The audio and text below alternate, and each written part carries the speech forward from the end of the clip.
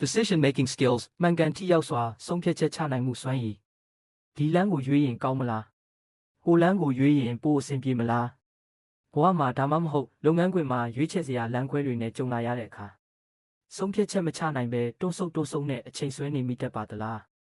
ငါရွေးချယ်လိုက်တာမှားသွားရင်ဘယ်လိုလုပ်မလဲဆိုတဲ့ကြောက်စိတ်ကြောင့်ပဲဖြစ်ဖြစ်ငါကတော့ကန်ဆိုးလို့ဒီလိုဖြစ်ရတာဆိုပြီး victim mindset နဲ့အရှုံးပေးနေတာပဲဖြစ်ဖြစ်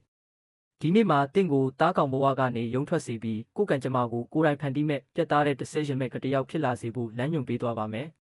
decision making skills ဆိုတာတွန်းဆုတ်မနေပဲအမြန်ဆုံးဖြတ်လိုက်တာတခုတည်းကိုမဆိုလိုပါဘူးအခြေအနေတစ်ခုကြုံလာတဲ့အခါဖြစ်နိုင်ခြေရှိတဲ့ရွေးချယ်စရာတွေထဲကနေ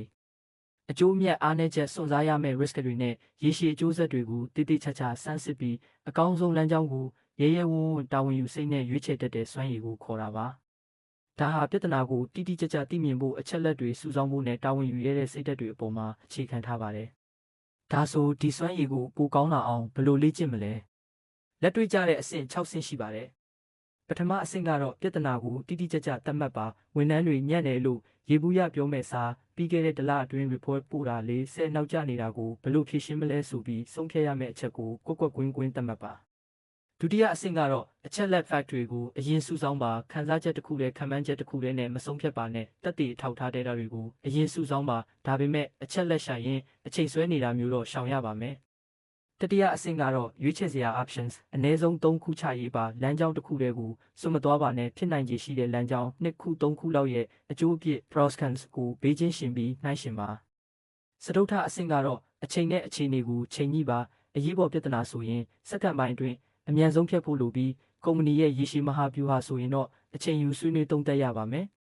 ပစ္စမအဆင့်ကသက်ဆိုင်သူတွေရဲ့အမြင်ကိုနားထောင်ပါကိုယ်ဆုံးဖြတ်ချက်ကြောင့်ထိခိုက်မဲ့သူတွေရဲ့အတန်ကိုနားထောင်ပါပြီးရင်ကိုယ်ဆုံးဖြတ်ချက်ကိုသက်ဆိုင်သူတွေနားလည်အောင်ရှင်းရှင်းလင်းလင်းရှင်းပြပါ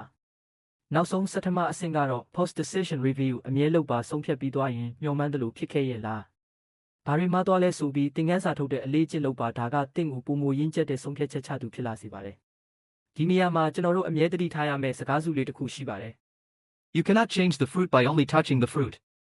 You must change the root.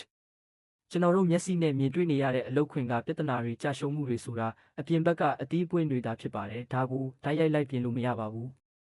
အဲ့ဒီပြဿနာတွေဖြစ်လာစေတဲ့နောက်ွယ်ကတကယ်အမြင့်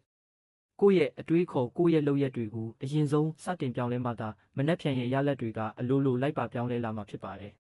ဒါဆိုရင်ကြည့်ရှုသူတို့ကဘဝမှာငါအပြုတ်မူဒါမှမဟုတ်အတွေးခေါ်လေးတစ်ခုကိုပြောင်းလိုက်တာနဲ့ဘဝရဲ့ရလဒ်ကြီးတစ်ခုလုံးအံ့ဩဖို့ကောင်းတော့အောင်လိုက်ပြောင်းသွားတယ်ဆိုတဲ့အတွေ့အကြုံမျိုးရှိဘူးပါသလားရှိခဲ့ရင်ကွန်မန့်မှာမျှဝေပေးခဲ့ပါဦးနော်ဗီဒီယိုလေးကိုအဆုံးထိကြည့်ပေးလို့ကျေးဇူးတင်ပါတယ်ဒီအကြောင်းအရာလေးကမိတ်ဆွေတို့အတွက်အကျိုးရှိစေတယ်ဆိုရင် share ပြီးမျှဝေပေးခဲ့ပါဦးနော်နောက်ထပ်ဘယ်လိုအကြောင်းအရာမျိုးတွေကိုသိချင်လဲဆွေးနွေးစေချင်လဲဆိုတာ comment မှာရေးခဲ့ပေးလို့ရပါတယ်ကျေးဇူးတင်ပါတယ်မေတ္တာဖြင့် Corporate Learning Institute